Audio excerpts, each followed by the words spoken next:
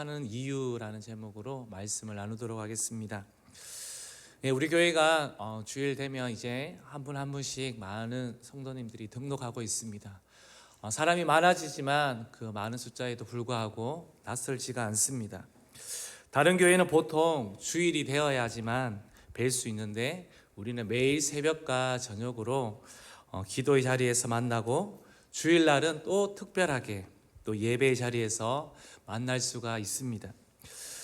놀러 갈 일이 있어도 참고 다른 볼 일이 있어도 참으며 예배를 우선시 우리는 합니다. 또 우리 교회 옆에 있는 휴포로에서 믿지 않는 사람들이 그들이 거실창에서 새벽과 저녁으로 교회에서 우리 믿음의 성도님들이 오고 가는 출입하는 것을 보면서 무슨 생각들을 아마 할까요?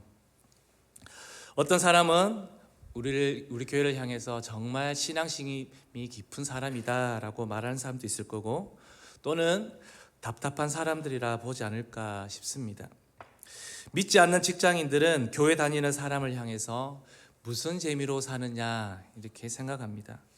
그러나 우리가 이렇게 예배를 중요시 여기는 데에는 이유가 있습니다. 우리는 예배 드릴 뿐만 아니라 하나님의 말씀에 순종하려고 수입의 10분의 1을 예물로 드립니다. 그 외에도 물질로 봉사할 일이 있으며 기꺼이 예물로 드립니다. 수입이 넉넉지 않으면서도 우선적으로 예물 드리는 우리를 보고 사람들은 탐탁지 않게 생각을 합니다. 그러나 우리가 이렇게 헌신하는 데는 이유가 있습니다. 가끔 우리는 주변 사람들에게 자신의 귀한 시간과 재정을 사용하면서까지 예수 믿자며 졸라댑니다. 그들은 우리를 보고 과학이 이렇게 발달했는데 보이지 않는 하나님을 믿냐고 어리석다고 말합니다. 우리는 세상 사람들이 이해하지 못하는 주일 성수와 새벽 예배, 그리고 저녁 예배, 예물 드림, 그리고 전도를 포기하지 않습니다. 심지어 환난이나 역경이 닥쳐도 이 확고한 신앙을 우리는 저버리지 않습니다. 이런 신앙생활에는 평범한 사람들뿐만 아니라 세상에서 가장 똑똑하다는 사람들도 있습니다. 이렇게 많은 사람들이 견고한 신앙생활을 하는 이유가 무엇일까요? 그것은 한마디로 우리가 하나님을 사랑하기 때문에 그렇습니다. 성도들은 이 세상 무엇보다 하나님을 사랑합니다. 하나님을 사랑하기에 하나님의 가르침을 따르고 그분의 기뻐하시는 일을 우리는 행한다는 것입니다. 그렇다면 우리가 하나님을 사랑하는 이유가 무엇일까요? 첫 번째입니다. 우리가 하나님이 우리의 삶을 교정하시기 때문에 그렇습니다. 인간은 살아가는 동안 생명을 끊으면 어떨까 하는 생각을 수백 번씩 한다고 합니다. 우리가 알다시피 인간은 불완전한 존재입니다. 며칠 전 국민일보 1월 30일자 화요일날 오피니언 칼럼에서 한마당이라는 이런 코너가 있습니다. 그쪽 한쪽을 보다가 그냥 눈에 제목이 들어왔습니다. 한강다리라는 기사가 눈에 들어왔습니다. 그 기사를 잠시 읽어드리겠습니다. 2019년 4월 강원도 춘천시 소양 이교에는 20대 남성이 서 있었다. 난간에 위태롭게 기대 하염없이 강문을 바라볼 때 행인이 등장했다. 늘 다니던 길인 듯 빠른 걸음으로 다리를 건너던 그는 청년을 발견하고 망설임 없이 다가갔다.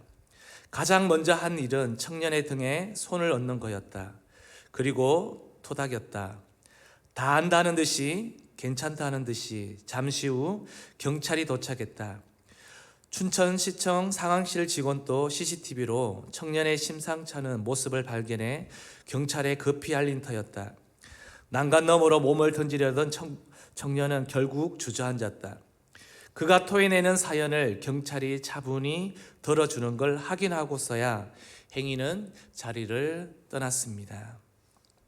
물론 그 뒤에도 이야기가 있지만 여기까지만 제가 적었습니다.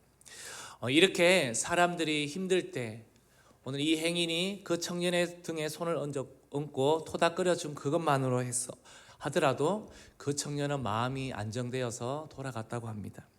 하물며 우리를 창조하신 하나님께 우리가 부르짖기만 한다면 그때부터 우리의 시작은 달라질 거라 믿습니다. 하나님을 찾으면 그때부터 우리를 온전한 길로 인도하십니다.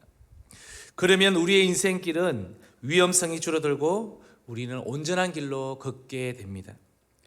오늘 주님은 말씀에서 우리 인간을 양이라고 말씀하고 있습니다. 양은 아시다시피 동물 중에서 가장 연약한 동물입니다. 시력이 좋지 않아서 혼자 먹이를 찾지 못합니다.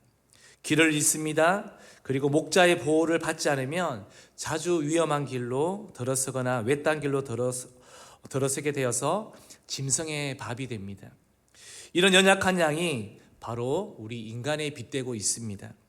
이런 양 같은 우리를 향해서 주님은 내가 온 것은 양으로 더욱 풍성하게 하려 함이라 말씀하십니다.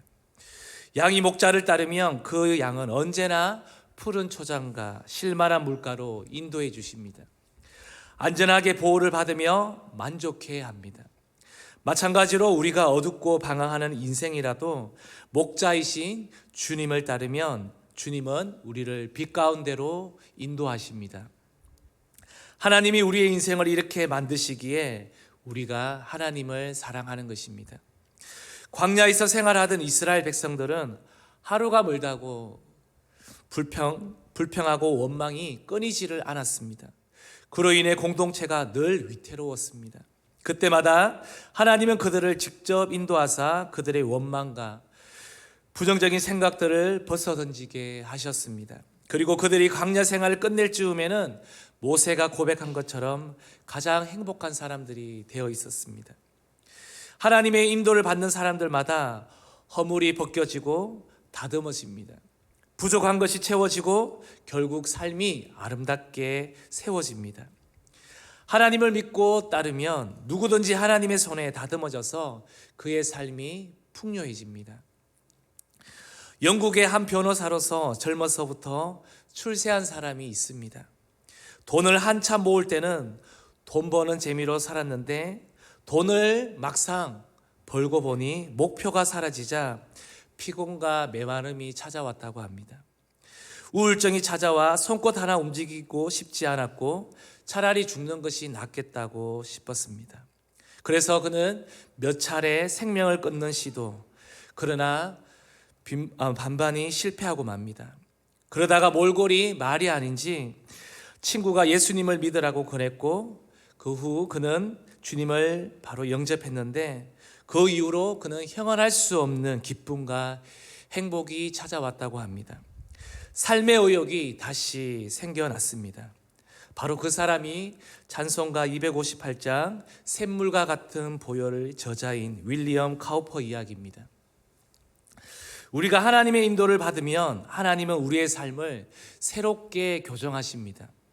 여기에 우리가 하나님을 사랑하는 이유가 있습니다. 하나님은 우리가 하나님을 온전히 따라가기를 원하십니다. 이 새벽에 하나님의 인도를 온전히 받으며 우리의 영혼이 풍요로운 성도님들이 다 되시기를 소망합니다. 우리가 하나님을 사랑하는 이유 두 번째입니다. 우리를 풍성하게 만드시기 때문에 그렇습니다. 주님이 분명히 말씀하셨습니다. 오늘 10장 10절에 보면요, 내가 온 것은 양으로 생명을 얻게 하고 더 풍성히 얻게 하려는 것이라. 바로 여기서 양된 우리를 풍성하게 하려고 하나님은 우리의 부족을 채우십니다. 양이 길을 잘 못 가서 낭떠러지에 중간에 있거나 짐승의 밥이 되기 직전에 있으면 양은 음해하고 웁니다. 목자는 그 양의 소리를 듣고 얼른 뛰어가서 그 양을 구합니다. 우리가 살다 보면 한계를 느끼거나 2% 부족함을 느낄 때가 많이 있지 않습니까? 그때 우리가 가장 쉽게 할 수 있는 것이 무엇일까요? 바로 하나님께 나와서 우리가 울부짖는 것입니다. 부르짖는 것입니다. 그러면 하나님은 우리를 지켜보고만 있지 않습니다. 다가와서 그 울부짖는 그 소리를 들으시고 우리의 기도의 소리에 응답하십니다. 이삭은 자기 힘으로 훌륭한 배우자를 구할 수 없자 지속적으로 기도하였습니다. 그랬더니 참으로 현숙한 여인 리브가를 하나님이 만나게 해주셨습니다. 하나님은 그의 필요를 채우신 것입니다. 또한 이스라엘이 광야 생활 40년 동안 얼마나 많은 위기를 만났습니까? 하나님의 도움이 없이는 공동체가 무너집니다. 하지만 그때마다 모세가 하나님께 부르짖었고 그때마다 하나님이 그들을 도우셨고 그 도우심으로 그들은 살아났습니다. 하나님이 바로 그들의 필요를 채워주셨습니다. 또한 바울은 전도하다가 얼마나 많은 위기와 역경을 겪었습니까? 몸도 약했고 그에게는 병이 있었습니다. 보통 사람 같으면 이렇게 약한 몸으로 어떻게 그 위기를 이겨내고 아니면 벌써 죽었을 것입니다. 그런데 바울은 오히려 그 위기 속에서 더 강해졌습니다. 그 이유가 무엇일까요? 그는 고백하길 자기가 약할 때마다 하나님께 의지하니 하나님의 강함이 자기의 약함을 채웠다고 말씀합니다. 그래서 그는 종종 이렇게 고백하지 않습니까? 내가 약할 때 곧 주님이 나의 강함이라고 말씀하고 있습니다. 기도하는 사람은 자신은 약하지만 하나님을 의지할 때 하나님의 강하심을 체험합니다. 약함이 강해지는 것을 체험하고 어리석음이 지혜로워지는 것을 체험하게 됩니다. 그럴 때 나는 약하지만 하나님은 강하시다고 고백하게 되는 것입니다. 자녀가 힘들어하고 방황하고 있는데 기도하지 않겠습니까? 그런데 어떤 분은 괜찮아지면 기도한다고 말합니다. 우리 자녀가 괜찮아지면 내가 그때부터 기도하겠다고 말합니다.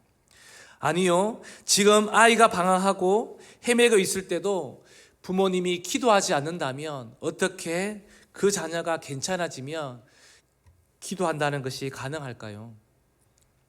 지금도 보면 기도하는 자를 하나님께서 계속해서 우리는 도우시는 것을 봅니다.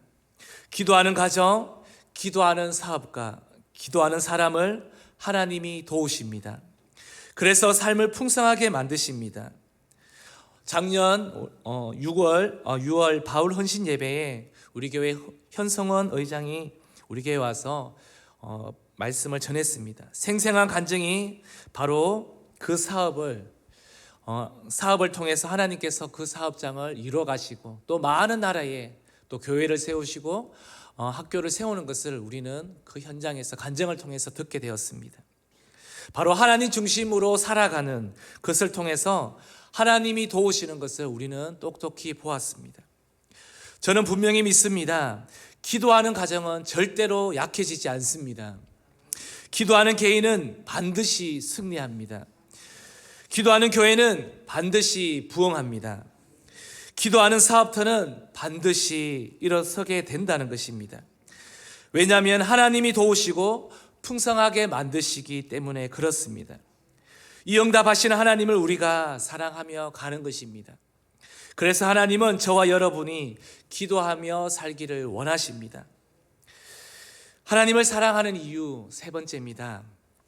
바로 영원한 생명을 주시기 때문에 그렇습니다. 스위스 치리에서 태어난 알랭드 보통은 그에 져서 불안이라는 베스트 책이 있습니다. 인간은 건강하게 살면서도 언제 죽을지 모르는 불안감에 휩싸인다고 그는 말하고 있습니다.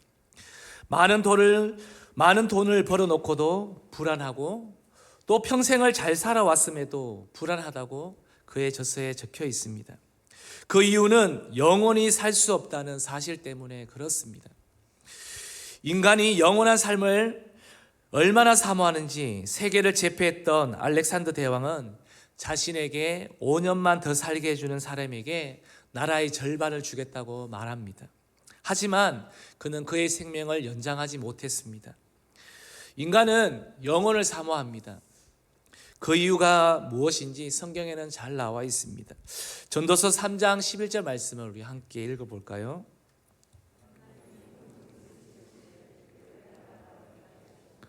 또 사람들에게는 영혼을 사모하는 마음을 주셨느니라.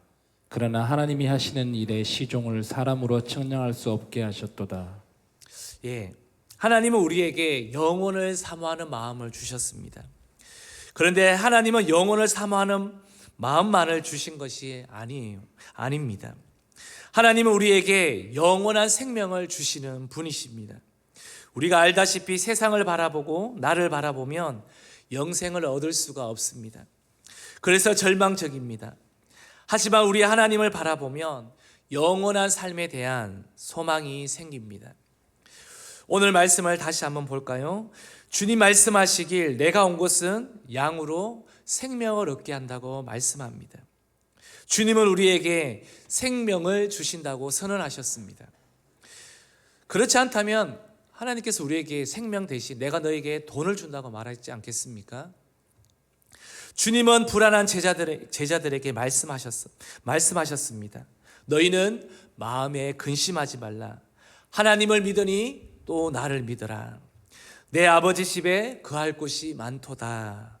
내가 너희를 위하여 거처를 예비하러 가노니 가서 너희를 위하여 거처를 예비하면 내가 다시 와서 너희를 내게로 영접하여 나 있는 곳에 너희도 있게 하리라 말씀하십니다. 이 말씀을 들은 도마가 주여 주께로 어디로 가시든지 우리가 알지 못합니다 하니 주님이 다시 말씀합니다. 내가 곧 길이요 진리요 생명이니 나로 말미암지 않고는 아버지께로 올 자가 없느니라. 이 말씀을 보면 주님은 천국을 너무나도 잘 알고 계시는 분이십니다. 천국을 아시고 이 땅을 아시고 양쪽을 다 아시며 주님만이 우리의 영생을 누리도록 천국의 길로 인도하시는 분이십니다. 인간에게만이 영원한 생명을 누리게 하셨습니다. 이전에 충녕교회 목사님이셨던 신성종 목사님은 우리 합동총 목사님이시자 신학자이셨지만 학생들에게 천국과 지옥을 가르치면서도 믿지 못했습니다. 심지어 그의 장모가 그 신성종 목사에게 물을 때도 마찬가지입니다. 나에게 천국에 대해서 말해달라고 말했을 때도 그는 확신이 없었습니다. 그러던 어느 날 자신이 천국을 보고 확신에 찬 가운데 정말 가르쳤으면 좋겠다. 그 장모님에게도 내가 그 천국에 대한 것들을 확실히 말해줬으면 좋겠다 하면서 그 천국 소망으로 기도해 왔습니다. 그가 잠든 사이에 정말로 그가 천국을 보고 왔습니다.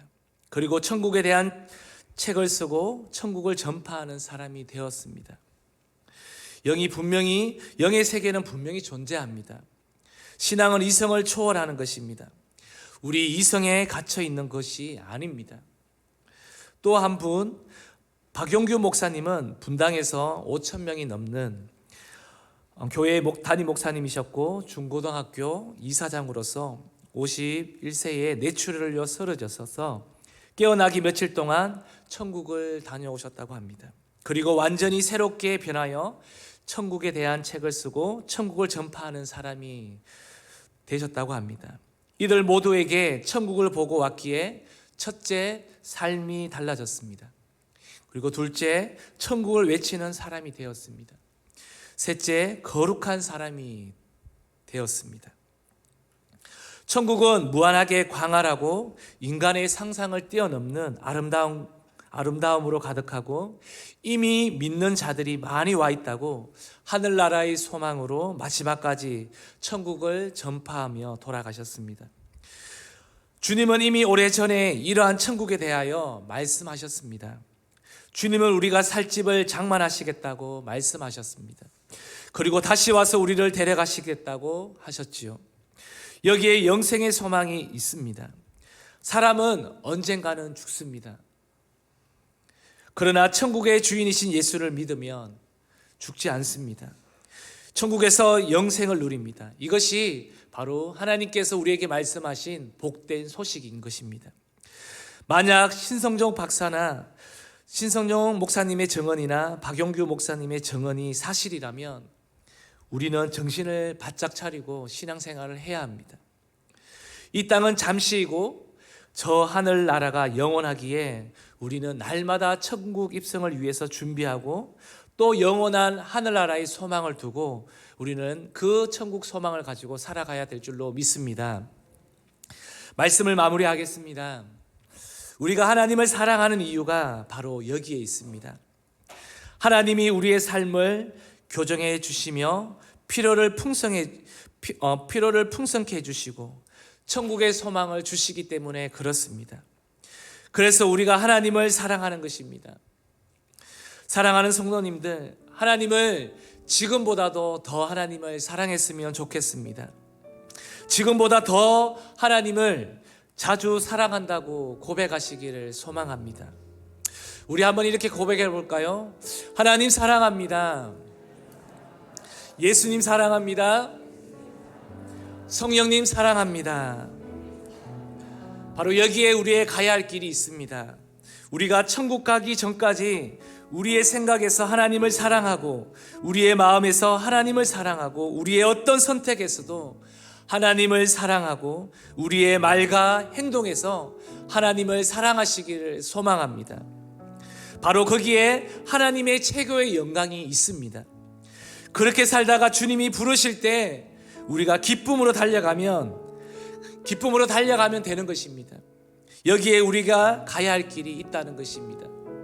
앞으로 남은 시간 하나님을 더 사랑하고 하나님께 충성하고 주의 영광스러운 부르심에 다 들어가시는 우리 믿음의 다음 세대와 우리 믿음의 성도님들이 다 되시기를 소망합니다.